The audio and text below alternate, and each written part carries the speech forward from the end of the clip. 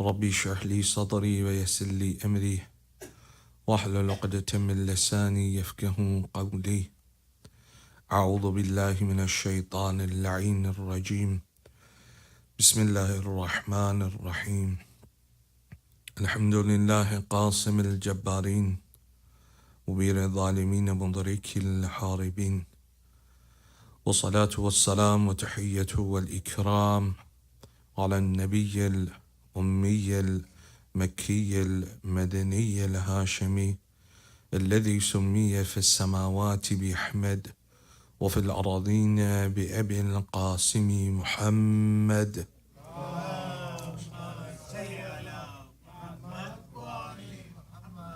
وعلى أهل بيته الأطيبين الأطهرين، سيما أولهم أمير المؤمنين وآخرهم بقية الله في الأراضين، روحي ورواه العالمين لتراب مقدمه الفداء، ورحمة الله على محبيهم ومواليهم وشيعتهم أجمعين، ولعنة الله على أعدائهم وقتلتهم وغاصب حقوقهم ومنكري فضائلهم ملعونين. أما بعد، قال المعصوم عليه السلام: فلعمري مع الإمام إلا العامل بالكتاب والآخذ بالقسط والدائن بالحق والحابس نفسه في ذات الله. For the happiness of Hazrat Zahra Marziyah, for the enlightenment of the graves of your marhumin, of the graves of the shuhada, ulama and siddiqeen, for the safety of the followers of Ahlul Bayt around the world, and for the safety and the hastening of the reappearance of Hazrat Baqiyatullah al-A'zam Arwahun al-Fida, please recite your loudest salawat.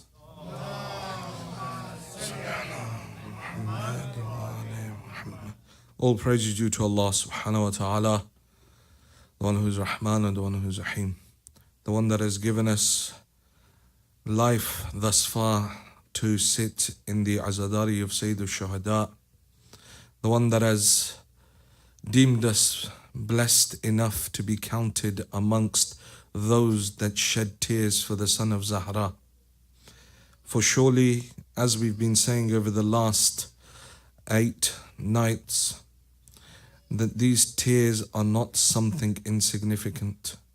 They are not something that one should turn away from. Rather, these tears, just a single tear for Abu Abdullah, may form a person's salvation within the Akhirah. One life spent in sin, but a moment of true weeping for Imam al-Hussein can turn that whole destiny upon its head. The whole event of Karbala is something that goes against the norm. The whole event of Karbala is something that does not make logical sense. If you look at it logically and you try and understand Karbala with logic, Karbala cannot be understood with logic, because Karbala is that event that is drowned in the love of Allah subhanahu wa ta'ala. It is an event where the individuals there are so drowned in love that only they truly understand what they embarked upon. Only they truly understand what it means to give your life for your Imam. And only they understand what it means to give your life for Allah subhanahu wa ta'ala. When the whole world around you is telling you not to go, when every individual is advising you not to go, this band of 72 men make their way to that arid plain and seal their fates, but yet immortalize their destinies. Their names become immortal, such that even now our children know their names. They want to know of their history. Such is the nature of Abu Abdullah. The door of Imam al-Hussein is that door that even the angels come and take shifa'ah from. The book Kamil al-Ziyara brings an interesting narration. It says, upon the birth of Sayyid al-Shuhada, the angels from the heavens began descending in droves, such that its likes had never been seen before. As Hazrat Jibreel was passing, he was passing one of the islands of the heavens. Upon that island was an angel that had been banished to that island. Hazrat Jibreel descends to the island. This angel approaches him, says, Jibreel, where is everyone going? What is this that I see all these angels descending towards earth? Jibreel says, do you not know today the Holy Prophet has been given a grandson by the name of Hussein ibn Ali? This angel is one that's delayed in fulfilling one of the commands of Allah subhanahu wa ta'ala, committed tarke awla. The narration says that his wings were broken, or he was unable to ascend towards the highest heavens where the angels dwell.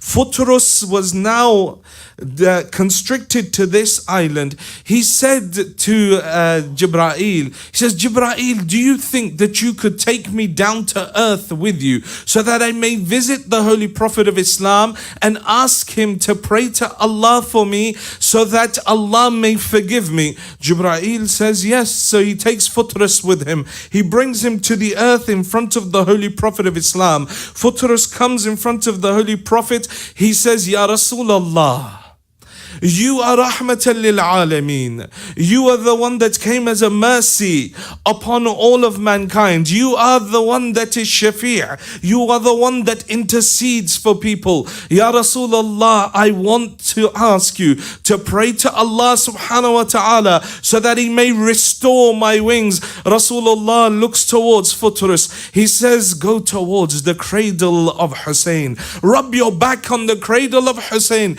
and see what happens. Futrus goes towards the cradle of Abu Abdullah. He rubs his back on the cradle of Imam al-Hussein. Instantly his wings grow back. Futrus begins to fly through the skies crying, Man mithli, who is there like me, who is there like me? For I am the one that Hussein has bestowed his blessings upon. Jibreel says to Futrus, let's go. Futrus, as he flies through the heavens, he calls out to the Holy Prophet. He says, Ya Rasulullah, this son of yours will be killed by this ummah. He will be killed thirsty on the plains of Karbala. Ya Rasulullah, as my recompense, as my payback to him for giving me back my wings, I swear by Allah, until this day, until the day of judgment, whoever sends salams towards Abu Abdullah, whoever does the ziyarat of Imam al-Hussein, I swear by the one that has given me life, I will take his salam and carry it myself to Abu Abdullah.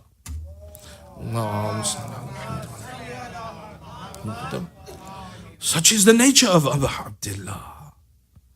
This is Imam al-Hussein. He attains this greatness because he gave everything for the sake of Allah subhanahu wa ta'ala. He gave everything in the way of Allah subhanahu wa ta'ala. Rejected the dunya for Allah subhanahu wa ta'ala. And today we'll begin to analyze some of the sayings of the Imam about the dunya. About his idea, his perspective on the dunya and the people of the dunya. But before that, we need to finish off the letter that we started yesterday. This was the letter that Abu Abdullah wrote to the people of Kufa. And within it, Imam al-Hussein lists the characteristics of the Imam. He explains to the people of Kufa who is an Imam. We discussed two parts of it yesterday. Two characteristics remain for today. The Imam says to them, فَلَعَمْرِ مَأَ الْإِمَامِ, that you should know that none is an Imam إِلَّا الْعَامِلُ بِالْكِتَابِ. The first is the one, none is an Imam but the one that orders from the book of Allah. وَالْآخِذُ بِالْقِسْطِ, and he is the one that establishes justice. We spoke about both of these points yesterday. I don't have time to go over them. Then the next point that the Imam says, وَالدَّائِنُ بِالْحَقِّ. The Imam is the one that follows the religion. He follows the truth and he establishes the religion upon the earth. He is the one that not only devotes his life to the religion, but devotes his life in forwarding the aims and the purpose of the religion. Abu Abdullah did this in Karbala. Every Imam, you see every Imam go through hardships, through difficulties, through apparent humiliation. You see that Imam al-Hadi is being brought to Samarra. One of the companions goes to visit the Imam and finds that the Imam has been placed within the stables. He begins to cry. He says, Imam, you and these stables, you've been forced to live amongst the animals of the Khalifa. Imam says to him, it does not affect our status. It does not affect our status. We are what Allah has made us. Even if we're in such a place. The Imam is the one that is so absorbed, so has devoted himself towards the religion so much that he cares not the environment within which he dwells. The purpose is to forward the religion. The purpose is to forward the aims of God. And this is what you find within the life of the Imams, within the life of the ulama. How, with what difficulty the ulama have brought us this religion. You look at the lives of some of the great ulama of the past, and you look at how, with what difficulty they studied and brought forward this religion. You look at someone like Ayatollah Ni'matullah Jazairi. Ayatollah Ni'matullah Jazairi himself says that when we were students, we did not have enough money for food. So what we would do is go to the fruit market and the vegetable market and wait for it to close. And where they had thrown the rotten fruit on the ground, we would go to that pile, take that fruit, cut away the parts that were rotten and ruined, and then peel from it the skin and eat what we could of that fruit and that vegetable. And that is how we survived. Says we didn't have enough money to buy oils for our lanterns so that we may study by night. So we would wait till the moon would come out and we would sit and read our books by the moonlight. This religion didn't reach us through ease. This religion that we know today, that we take for granted today, not only did the Imams go through great difficulty in order to preserve this religion, but so did our scholars. And at the same time, we need to ask ourselves that what is it that I am doing in order to forward this religion, in order to establish this religion within the land within which I dwell, upon which I dwell. What have I done for Islam? See, it's very easy pointing fingers at other people. And we've explained over the last few nights that one of our favorite pastimes is ghiba, tuhmat, attributing lies to people, or then generally complaining. Some people just complain. No matter what you do for them, or how good you are, there is always a negative point. There's always somewhere, in some way, that you could have done better. And this in itself is a disease of the soul. And at times, what happens as parents, they do not realize that constantly saying to their children, no, you could have done a bit better, you could have done a bit better, instead lowers their self-esteem, lowers their morale, to the point where now a child saying, I'm okay being where I am, and no longer cares. There's a whole psychology behind it. When the A'imma speak about raising children, when the A'imma speak about encouraging children, not constantly knocking them down, not constantly trying to find faults. having boundaries, having firm boundaries. I'm not, at any way, shape or form, nowadays people are like, no, you can't say anything to your children. No, it's fine. You can. There should be boundaries. When you don't define a boundary and children are running left, right and center, climbing up mimbars and jumping off them in Husayniyah because they don't know what the adab of the Husayniyah is, that's when you know things have gone a little bit wrong. Not a little bit, but... When the children don't understand the importance of salah, that the fathers are standing to pray and the children in the back drawing or running around or doing whatever. Alhamdulillah, it doesn't happen here. But I have been to centers. Fathers are praying and the children are running around and sometimes standing in front of Maulana as well. Maulana's trying to do Imam Jamaat, standing in front of him, trying to distract him. There has to be boundaries that are defined. And even when you look into child psychology, one of the ways to raise children is to define boundaries. Within these parameters, you may do what you like, but this is the boundary beyond which you must not step. When boundaries are not clearly defined, this is why you start to observe misbehavior in children. When both parents are on opposite ends of the spectrum, when mother allows certain boundaries to be crossed, or father allows those boundaries to be crossed, the child then begins to understand that yes, I can carry on going over and above because one parent will at least be on my side. When parents amongst themselves realize and understand that these are the boundaries that we will set and we both will adhere to these boundaries, you'll find that the akhlaq of children will improve. When it's a free-for-all, then we expect them to somehow, when they're 14 years old or 15 years old or 16 or 17, to start all of a sudden becoming mutadayyin, becoming, super mu'mineen. We let them run wild for 15, 16 years. Anyone that does anything for 15 or 16 years, and then one day you decide, right, you're coming to the Husayniyah. It's Ashura or it's Muharram. What's this Muharram? What's this Ashura? I don't need it. And you see it in our Husayniyahs around the world.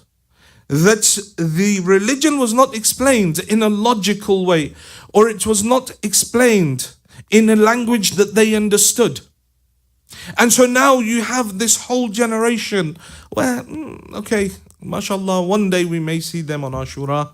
If not, then, outside their name, inside maybe Muhammad, but outside they're Mo or Joe or Jack, whatever. Just as long as no one realizes they're Muslim.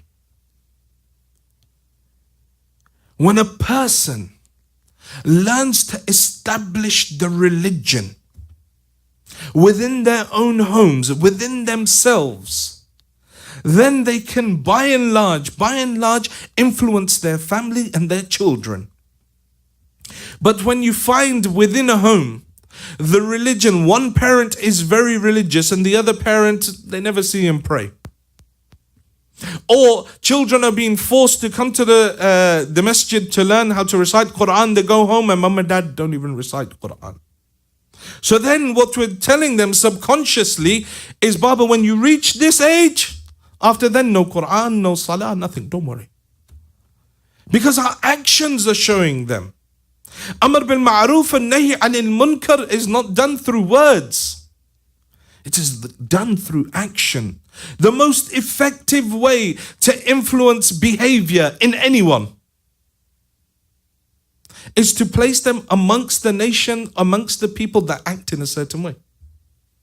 If you want your children to change, if you want them to become more religious, then become more religious yourself. If you are more religious yourself, then it will influence your children, by and large, I say, because we have historical figures like Nabi Nuh, that you can be a Nabi Allah and your child can still be damned to hell. But at the same time, you see that the wife is not on the same page.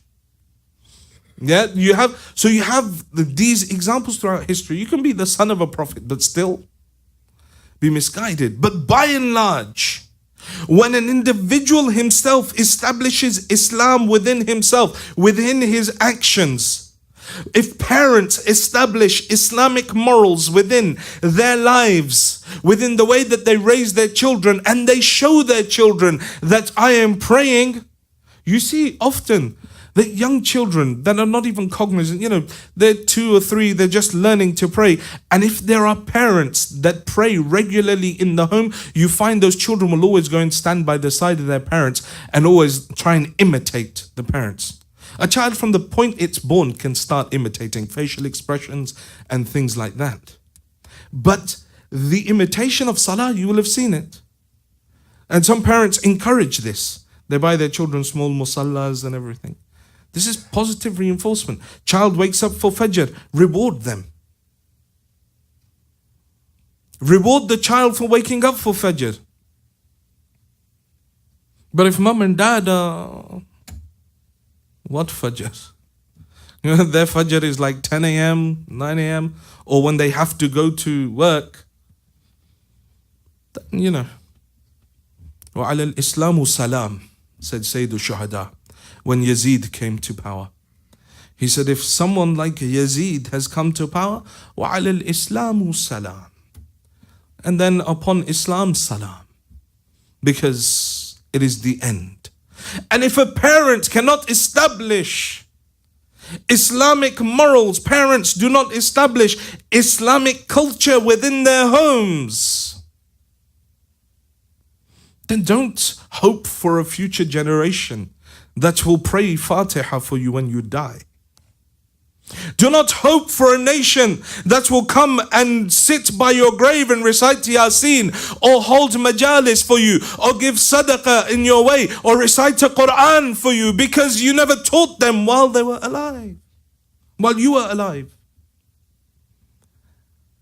One of the things that a person sees at the moment they die, this idea of tajassumul a'mal, various things manifest for them at the time of their death. They turn to the first one, nice, healthy, strong, say, who are you? Are you here to help me? He says, no, I'm your wealth.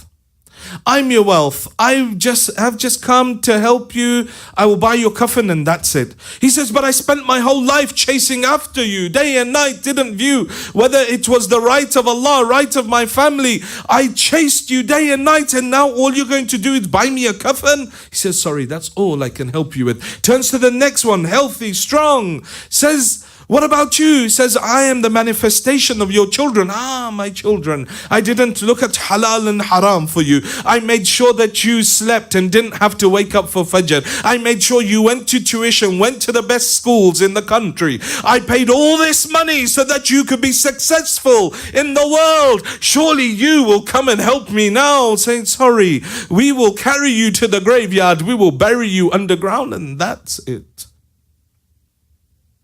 Turns to the smallest, skinniest, scary looking one. Says, I don't want you. I don't know who you are. I don't want to know. Says, no, but I'm the one that will stay with you. I am your a'mal. I am the manifestation of your actions. And I shall remain with you. One individual whose scroll of deeds is never closed. There are 3 groups of individuals whose scroll of deeds do not close after they die. One of those groups is the individual that leaves within this world waladun salih, good children. Children that are mutadayyin, that are mu'min. Says that person, even though they're dead and buried, their children continue to send Fatiha for them, recite for them, do Quran, do good actions on their behalf, and that person's scroll of deeds never closes. He continues to accumulate good. The Imam says the Imam is وَالدَّائِنُ بِالْحَقِّ. The Imam follows the truth and establishes the religion.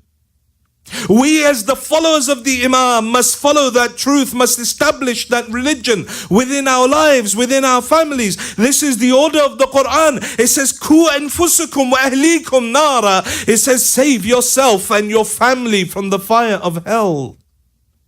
If you save yourself and you save your family, you've saved part of society. But a person needs to have that pain, needs to feel that pain for the religion. In the Holy Quran, When we read in Surah Yasin, وَضْرِبْ لَهُمْ مَثَلًا أَصْحَابَ الْقَرْيَةِ إِذْ جَاءَهَا الْمُرْسَلُونَ, that and recites for them or relate to them the story of the people of the town to which we sent prophets. These prophets came to the people of Antioch. The people of Antioch, hearing what they had to say, turned against them.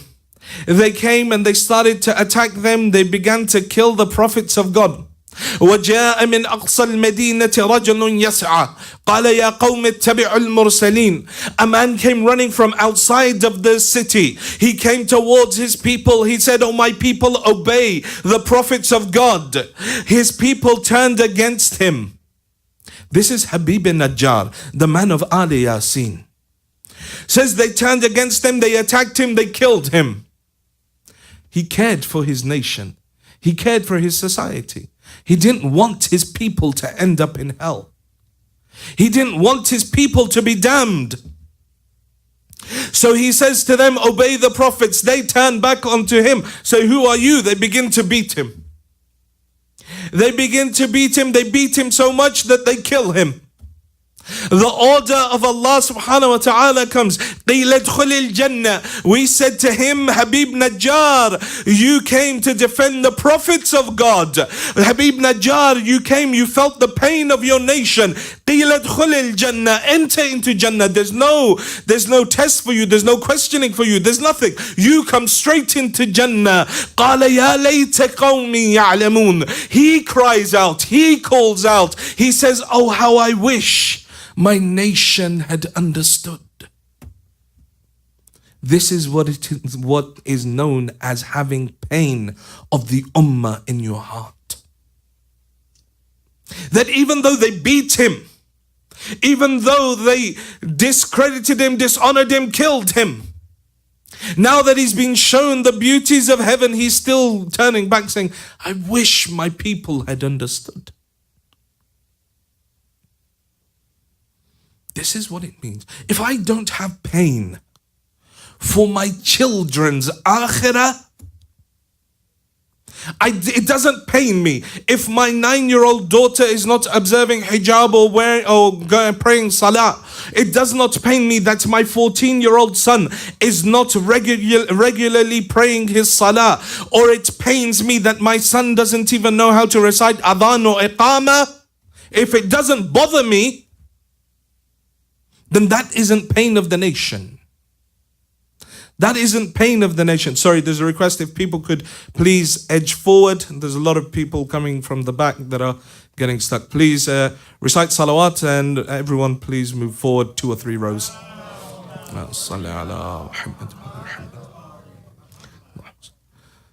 So the Imam says, none is but the Imam wa da'inu bil haqq, except for the one that establishes justice.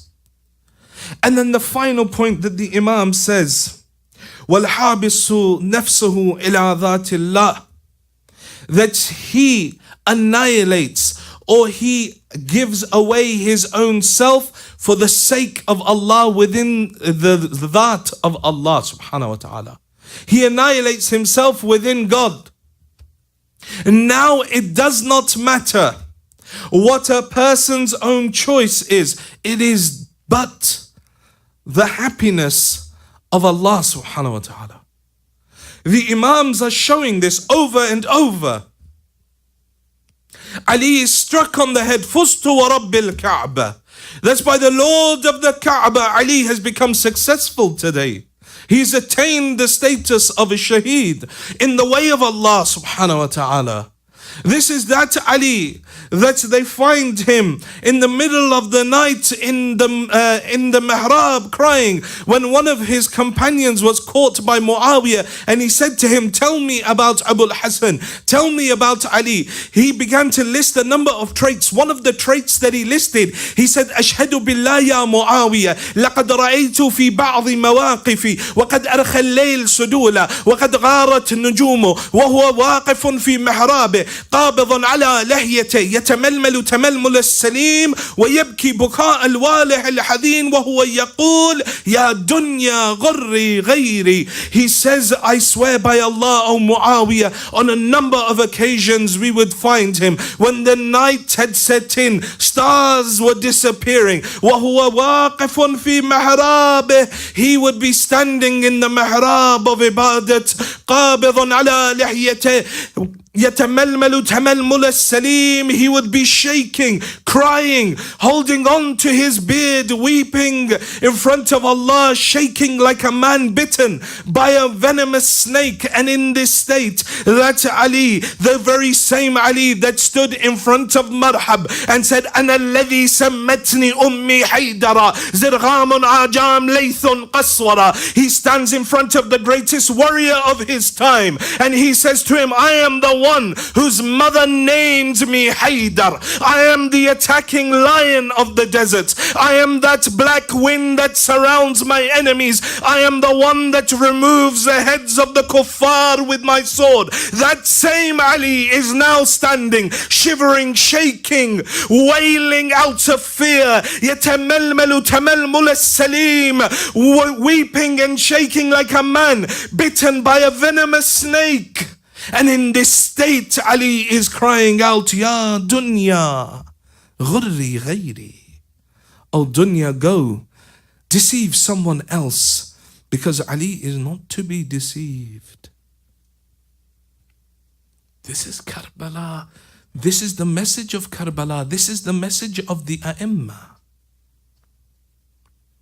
That they are so annihilated within Allah subhanahu wa ta'ala, regardless of the difficulties that they have to face within their life.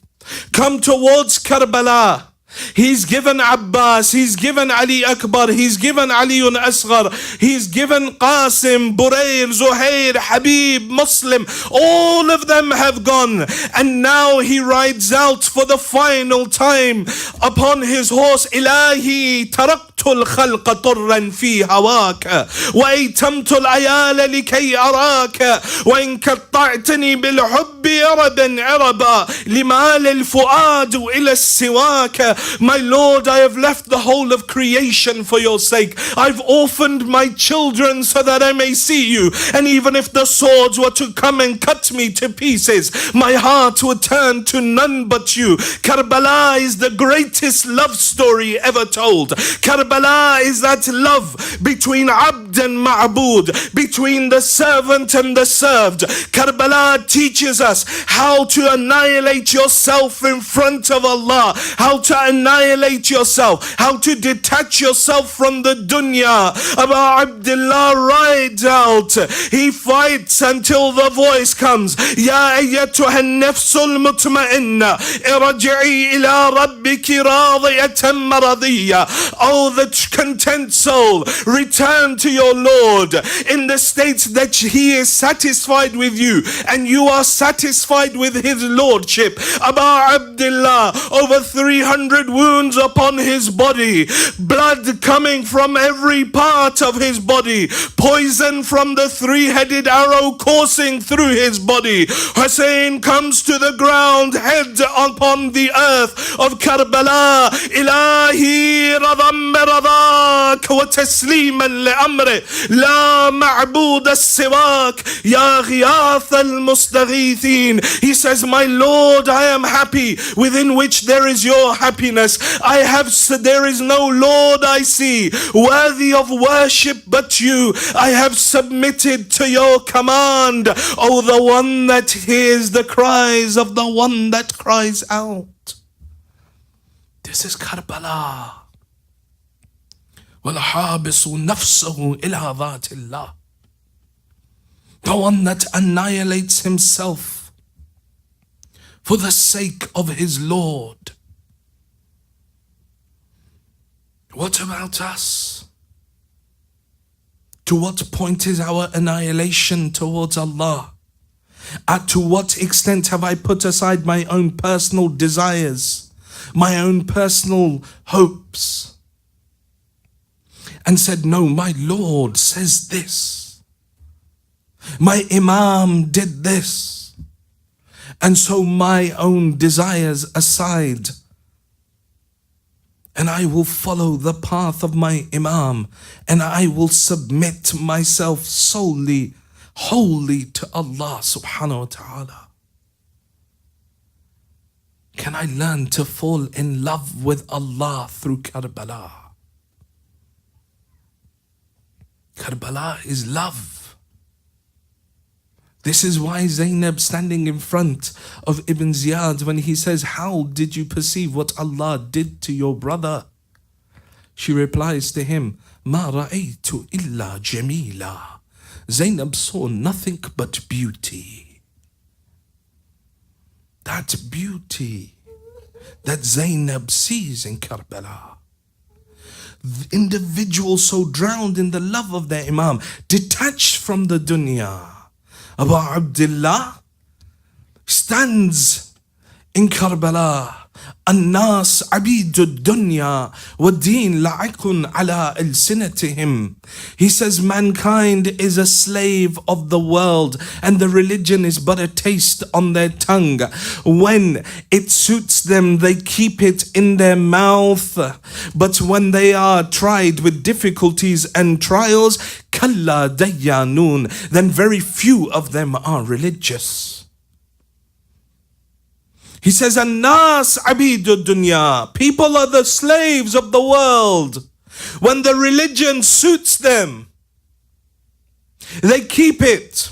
It's like a taste on their tongue. When it suits them, they'll take it. When it does not suit them, then very few of them are religious. The religion says that this is what you can do and I like doing that, that's fine, I'll do that. But the religion also says pray, but it doesn't fit with my work schedule, I won't do that. This is what it means. An-nas abidu dunya wa din la'ikun ala al-sinatihim. When it suits me, I take the religion. When it suits my fashion sense, I'll grow a beard.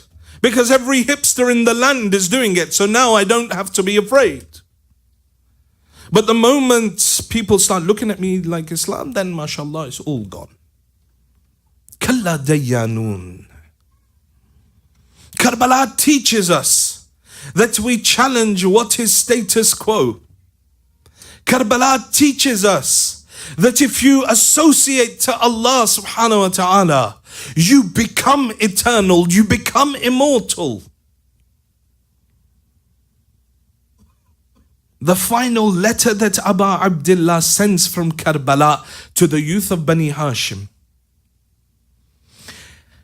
The shortest of all the letters that Imam Hussein sent. Because tomorrow we dedicate the final night to the Imam of our time, I want to end these letters here. The final letter that Abu Abdullah sends from Karbala is one line. And he sends it to his brother Muhammad Hanafiya and the youth of Bani Hashim, the Qabila of Bani Hashim that remained in Medina. There was one letter that Abu Abdullah gave to Muhammad Hanafiya that we spoke about in the first and the second night, where the Imam says, وَإِنَّمَا خَرَجْتُ لِطَلَبِ الْأَصْلَاحِ فِي أُمَّةِ جَدِّي أُرِيدُ أَنْ أَمُرَ بِالْمَعْرُوفِ وَأَنْهَى عَنِ الْمُنْكَرِ وَأَسِيرُ بِسِيرَةِ جَدِّي وَأَبِي عَلِيُّ بْنِ أَبِي طَالِبٍ. That I've come out in order to seek reform in this ummah of my grandfather, by enjoining good, by forbidding evil, and by establishing and by walking upon the path of my father and my grandfather and my father Ali ibn Abi Talib. This is one letter. The second letter that he sends from Karbala to Muhammad Hanafiya, he says, Min Hussein ibn Ali, from Hussein ibn Ali to his brother Muhammad Hanafiya and the youth of Bani Hashim. You should know, كأن الدنيا لم تكن وكأن الآخرة لم تزل والسلام عليكم ورحمة الله. This is the letter of Abu Abdullah. He says you should know كأن الدنيا لم تكن. You should know that the dunya will be annihilated. وكأن الآخرة لم تزل. And the akhirah is something that will remain eternally. Imam's reminding them that this dunya is something that shall end. This dunya is something that is irrelevant. This dunya is something that those that attach themselves to it were forgotten. But those that attach themselves to the eternal life, they became immortal, their names lived on. When Abdullah ibn Umar, the son of the second Khalifa, comes to meet Abu Abdullah, and he says to the Imam, what is your intention? The Imam says that I'm leaving from here and I intend to move away. He advises the Imam, he says, Imam, don't do this. You know, it's okay if you give your bay'ah, stay quiet, whatever, it doesn't matter. The Imam says to him, Oh Abdul Rahman, he addresses him by his kunya. He says, Oh Abdul Rahman, how lowly is this dunya? Because he's trying to lure the Imam in. He's trying to tell the Imam, no, dunya is fine, stay. Why are you going to go and get yourself killed? Why are you going to go and get yourself killed? Go and get yourself hurt. Stay. He's trying to promote the dunya to the Imam. Imam says to him, Oh Abdul Rahman, how lowly is this dunya that they cut the head of Nabi Yahya and gave it to the woman of ill repute of the town. And Imam walks away from him. Says, this is the status of the dunya and the people of the dunya, that they will kill a prophet of God and give his head towards the prostitute of the time. So that in order to show what? That they have no connection to Allah subhanahu wa ta'ala. The Imam is saying, كَأَنَّ الدُّنْيَا لَمْ تَكُنْ. The dunya will end. He's saying, الناس عبيد الدنيا. He says, mankind is a slave of the dunya. When the religion suits them, it's like a taste on their tongue. When they like the taste, they keep it. When it doesn't suit them, when they don't like praying, or they don't like fasting, or they don't like observing hijab, or they don't like growing a beard, then kalla dayyanun. Then none of them, very few of them are religious. Then that deen goes. It says, An-nas abidu dunya. 2 lines from the Imam, but yet so profound. They in themselves require 3 or 4 lectures to understand. But because we've already spoken about the nature of the dunya in previous lectures in this center, I chose not to ponder too deeply on it. Instead, a passing sign towards it, and inshallah those that want can refer back to previous lectures. The Imam is one that moves away from the dunya, annihilates himself in Allah. We as the followers of Ahlul Bayt, what is our role? What is it that we're trying to achieve? We too must try and annihilate ourselves within Allah through the path of Ahlul Bayt. Annihilate yourself within the Imam. And the one that annihilates himself solely for the sake of the Imam of his time, that individual is known as Abbas. The night of Abu Fadl, the night of Abu al-Fadl al-Abbas. Abbas, the height of his dedication to his Imam, that from the point that Imam al-Hasan is killed, and then they fire arrows again into the body of Imam al-Hasan, al-Abbas begins to draw his sword. Imam Hussein says, Abbas, not here, Karbala. Says, Abbas, not here, Karbala. Imam chooses to leave Medina. Abbas does not say anything. Abbas has family. Abbas has children. Abbas has 4 brothers that are there in Karbala with him. Everyone leaves Medina. Mecca, Abbas, we've come to Mecca. Okay, we're in Mecca. Doesn't question his Imam. Abbas, we're leaving Mecca. Doesn't question his Imam. Abbas, we're going to Kufa, doesn't question his Imam. Hur stops them in the middle of the land of Karbala. Imam says, Abbas, this desert, this place is where we will make camp. Abbas does not question his Imam. Abbas, the tents are by the side of the Furat. He puts the tents on.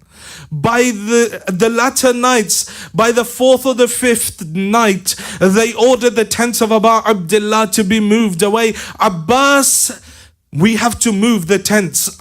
Abbas again, yes, Mawla, does not say anything in front of his Imam. He takes off the tents, moves them away. Shab-e Ashur, the battle, they intend to start the battle already. Umar ibn Sa'ad wants to start the battle. Imam turns to Abu al-Fadl al-Abbas. He says, Abbas, go ask for one extra night. Say to them, Inni uhibbu salah. Say to them that I love praying. Abbas, go ask for one night. Abbas is a general of an army. Abbas is a general. It does not befit the status of a general that he go and ask for one extra night. But general position aside, Abbas is one that is annihilated within his Imam. Abbas goes, he asks for the extra night. Abbas comes back. This is Abbas. Abbas that at the banks of Furat picks up the water, could drink the water, throws back the water. Ya nafs min ba'd al-Husayn huni. Abbas is there upon the banks of Furat, but yet his dedication to his Imam. As the Urdu poet says, जब हवा में कुछ नमी महसूस की अब्बास ने, एहतियातन सांस अपने रोक लिए अब्बास ने, मौजे को सर उठाकर देखती रह गई, इतनी ऊंचाई पर रख दी तशनगी अब्बास ने. This is Abu al-Fadl al-Abbas, that even at that point Abbas is dedicated to his Imam. Abbas knows that Karbala is the place. And because Abbas put aside all his desires, all his wants, all his wishes, he becomes Babul Hawa'ij. Abbas is Babul Hawa'ij. People turn up and they use the wasila of Abu al-Fadl al-Abbas. Whatever problem, whatever difficulty you have, Abbas, the door of Abbas is open. Ask Abbas. Ask Abu al-Fadl al-Abbas for the sake of Abu Abdullah to pray to you, pray for you to Allah. Watch how it's accepted. They say there was a Christian that used to live within Tehran, Armenian. He says one of his daughter, his only daughter, she fell ill, to the point that the doctor said, we can't help her anymore. We don't know what's wrong with her. She's going to die. These are her final moments. His wife turned around and said, we're going to take our daughter home so that we can, according to our own faith, practice our final rituals of death. And, she can die at home. So they take the daughter home. He says, we lay her on the deathbed and we begin the prayers or whatever. He says, but I could not bear to see her breathing her last breaths.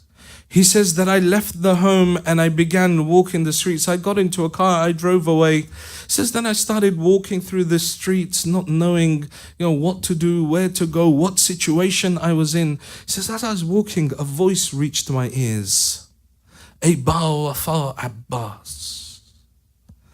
He turns around and says, here's people reciting, chanting.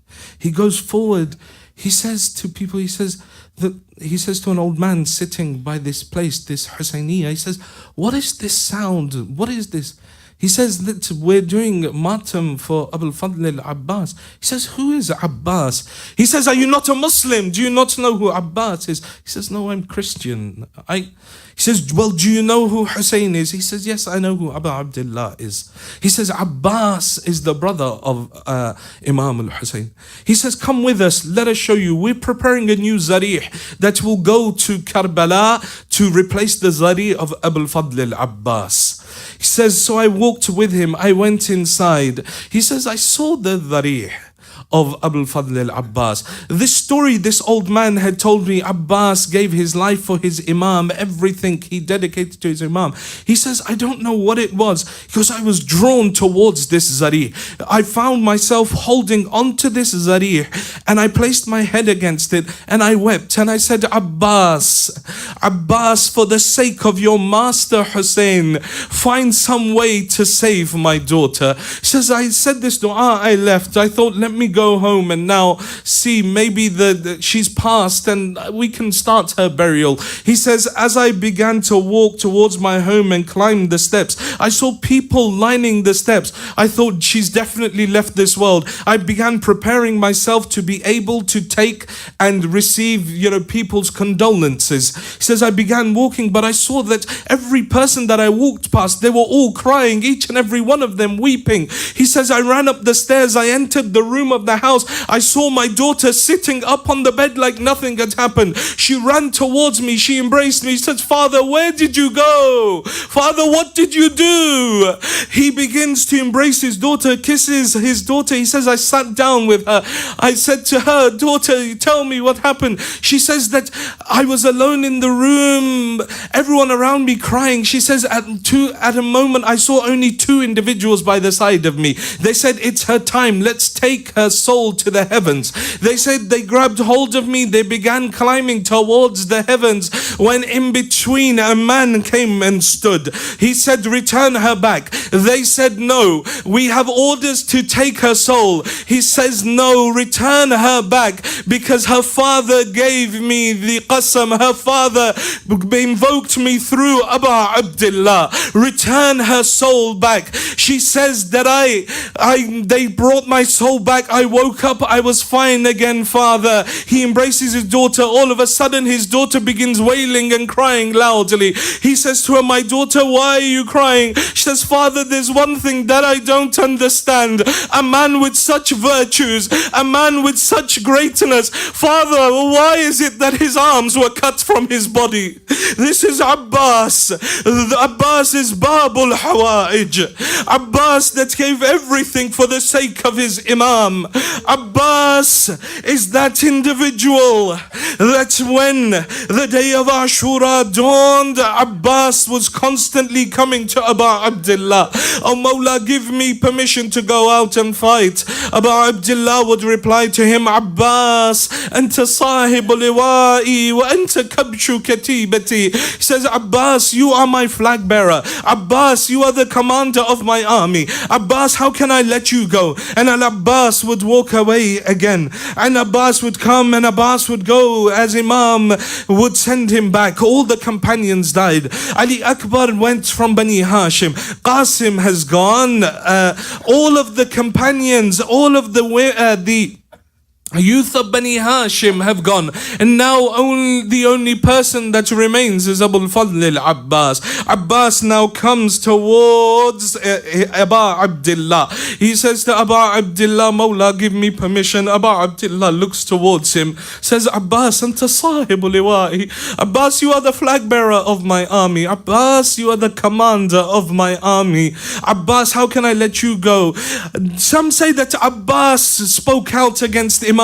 I can't believe this, that Abbas would say anything in front of his Imam when his Imam had said, but I know this much, that those tears that began streaming from the eyes of Al-Abbas would have cried out, where is that army, Mawla? Mawla, where is that army? Imam al-Hussein, I don't know what changed his mind. They say at the time there was a loud wailing of the children. Al-Atash, Al-Atash. Abu Abdullah turns to Abbas. He says, Abbas, if you must go, Abbas, go and bring water for the children. Go and bring water for the children. Al-Abbas comes towards Sayyid Zainab to ask for permission. Abbas and Zainab had a very interesting, a very close relationship. Abbas comes to Sayyida Zainab, she's a lot older than him. He comes to her, he says, sister, give me permission to go out and fight. Sayyida Zainab begins crying. She says, Abbas, I want to narrate for you an incident. Says, Abbas, when I was young, I was only a few years old. Says, I went to my grandfather And I was sitting in the lap of Rasulullah. I was playing with Rasulullah. And she says, my chadar moved away from my arm slightly. And my wrist became exposed. Says the Holy Prophet of Islam picked up my hand and he kissed my wrist and began to cry profusely. I said to him, grandfather, usually people show love by kissing their daughters on the forehead, yet you kiss my hands and my wrist. He says, Zainab, you don't see what I see. There will be a time when there will be ropes that will be tied to these wrists, Zainab. She says, at that time I was young, I didn't think anything of it. Abbas, when our father Ali was leaving this world, and Ali as well came forward, and Ali kissed my wrists and said, Zainab, I see a time when ropes will be tied around your wrists in this very city of Kufa. She said, I said to myself, a woman with 18 brothers, with brothers like Al-Abbas, who would dare tie ropes around the hands of Zainab. She says, Abbas, now I see you standing in front of me. 17 of those brothers already going, Abbas, I know now that you stand in front of me what my grandfather said, what my father said. Abbas, it is coming true. Al-Abbas mounts upon his horse. He begins riding out. They say 4,000 men blocked off the Furat. Abbas fought his way through them, fighting off 80 of them. Abbas created a gap and reached the banks of Furat. Abbas steps inside the water. He takes the water in his hands. Some say that Abbas intended to drink, but this is not Abbas. From what you have heard of Abbas, this is below Abbas, that he could drink while his master is thirsty. They say Abbas took the water, looked towards the army of Yazid and threw the water back, as if to show that Abbas is not muhtaj. Abbas doesn't need this water. But as he held that water in his hand, he did address himself. He said, Ya nafs, min ba'd al-Husayn huni. He says, my nafs, oh self, what pleasure is there in this world after Aba Abdullah? Oh nafs, will you drink this water while your master drinks the syrup of death? Abbas throws it back. He fills up the water skin. He places it on his shoulder. Abbas mounts upon his horse again and now begins to ride back towards the tents of Aba Abdullah. Abbas begins to fight. They say one Mal'oon hid behind the date palm. As Abbas passed by, he cut off the right arm of Al-Abbas. Abbas turns to him, he says, Wallah, in kata'tumu yamini. He says that I swear by Allah, even if you cut off my right arm, Abbas will never move away from this religion. Abbas will never stray from this religion. He continues to ride forward. They say another Mal'oon hiding behind the date palm cuts the left arm of Abbas. Abbas now takes the water skin in his mouth and he begins riding towards the Khayyam.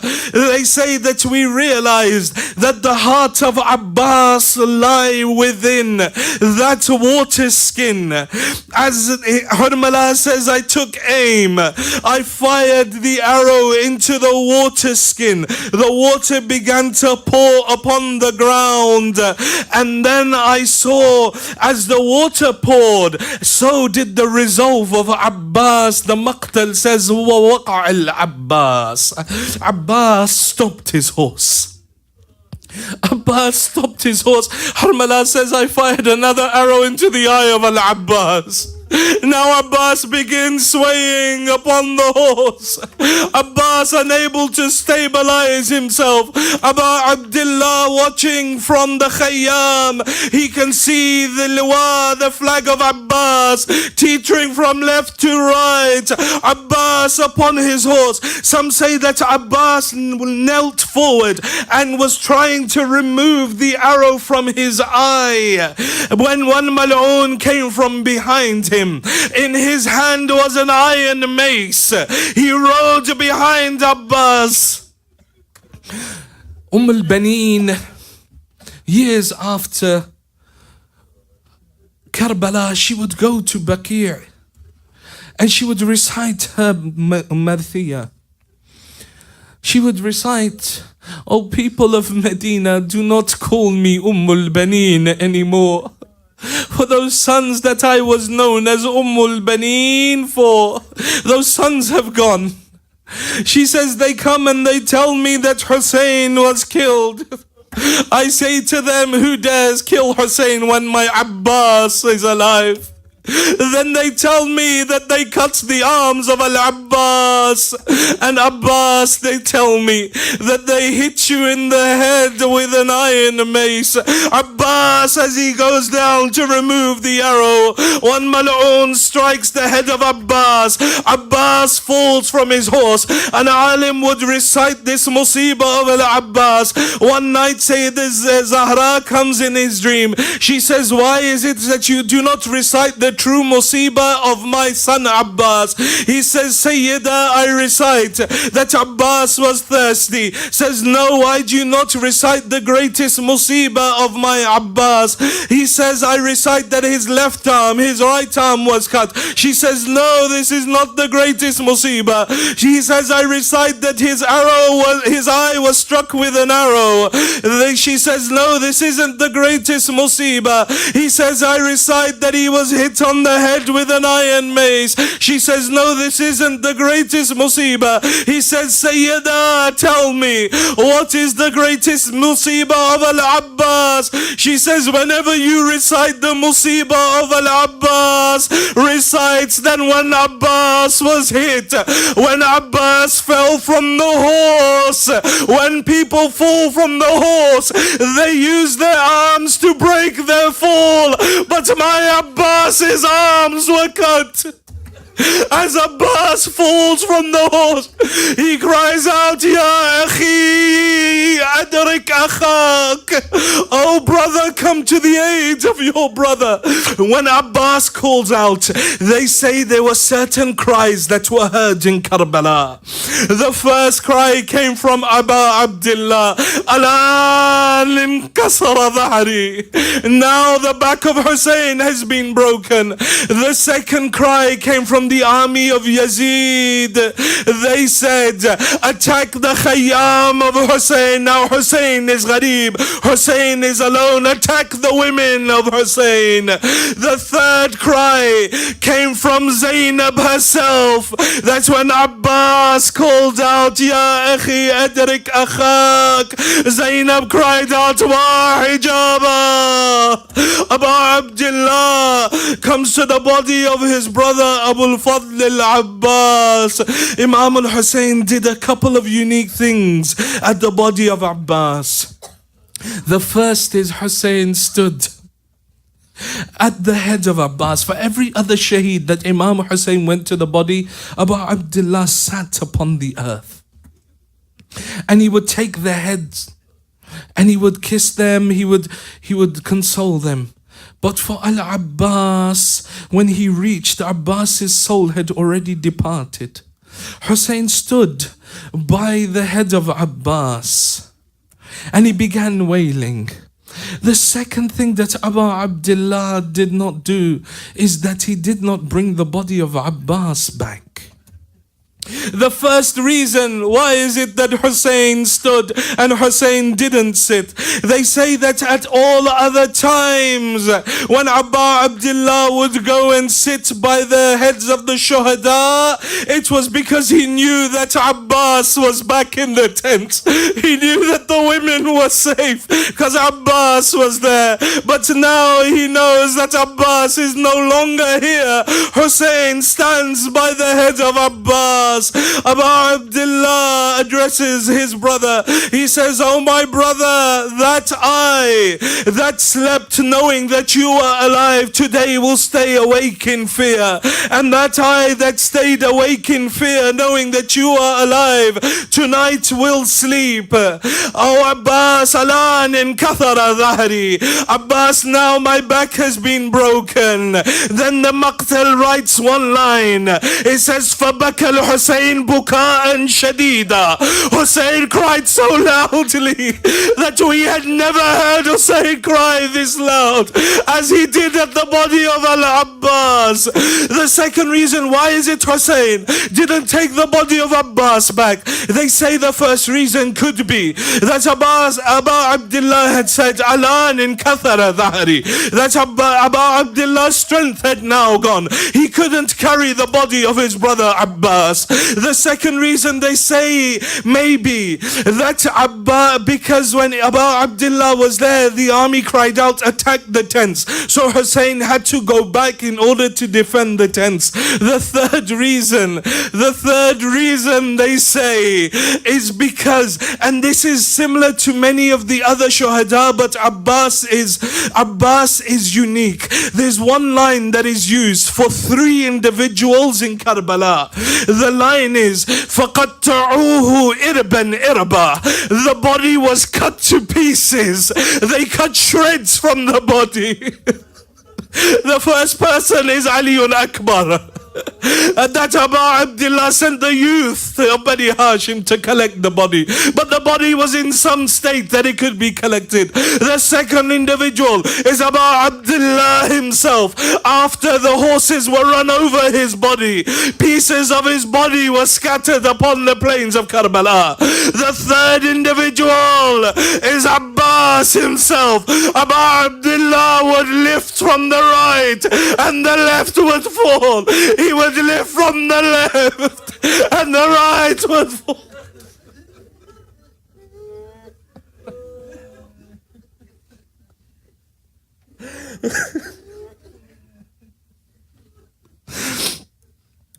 ألا لعنة الله على القوم الظالمين وسيعلم الذين ظلموا أي منقلب ينقلبون إنا لله وإنا إليه راجعون. We pray to Allah subhanahu wa ta'ala to forgive our sins. Pray to Allah subhanahu wa ta'ala to forgive the sins of our parents. Oh Allah, those of our parents that are alive, give them long lives. Those of our parents that have left this world, give them a place next to Ali Muhammad in Jannah. Oh Allah, those who are ill, give them shifa for the sake of Abul Fadl al-Abbas. Ya Allah, those who are in debt, clear their debts. Ya Allah, those that have brought hajat, wishes, sorrows on this night and on the night of Babul Hawa'ij. Ya Allah, for the sake of Babul Hawa'ij, Ya Allah, relieve their sorrows, remove their difficulties and solve all their problems. Ya Allah, keep safe the Shia of Ali Muhammad around the world. Ya Allah, destroy the enemies of Tashayyu around the world. Ya Allah, hasten the reappearance of the Imam of our time and allow us to be amongst his true muntadhireen, his true awaiters, for the acceptance of these du'as and any other du'as that the brothers and sisters have brought. Please recite aloud salawat ala Muhammad wa ali Muhammad.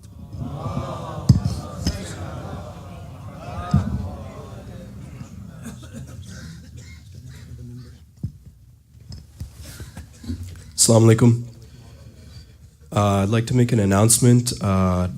I'm representing the Ahlul Bayt student organization at the University of Houston. We are a platform at the university level for Shia youth to come together and bolster our spirituality. We do academic events, religious events, social events, and the point is to bring the community together, united, and to create an Islamic environment, a healthy environment for students to spend time. We are a nonprofit organization.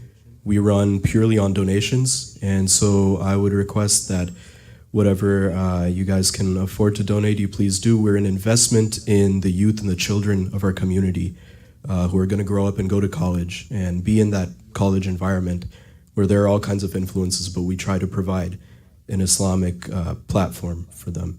So I'll be at the front of the hall. If you guys want to give any donations, I'll be at the front. You can give them to me or Mahdi Bhai. Thank you.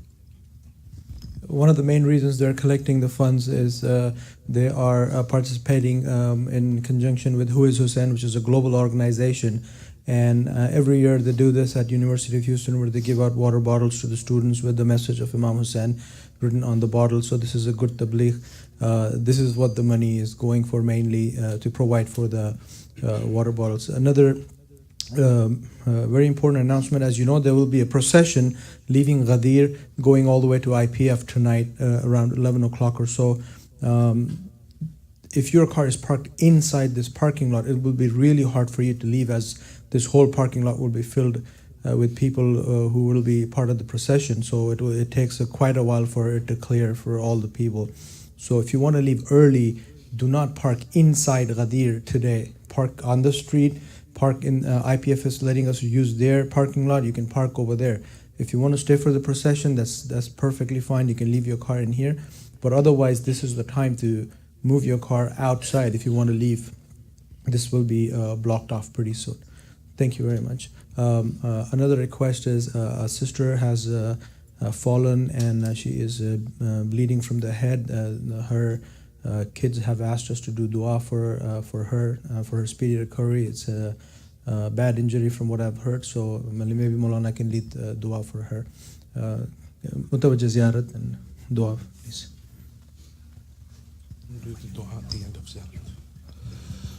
Assalamu alayka ya Rasulullah. Assalamu alayka ya Amir al-Mu'mineen. السلام عليك يا فاطمة الزهراء سيدة النساء العالمين. السلام عليك يا حسن المجتبى. السلام عليك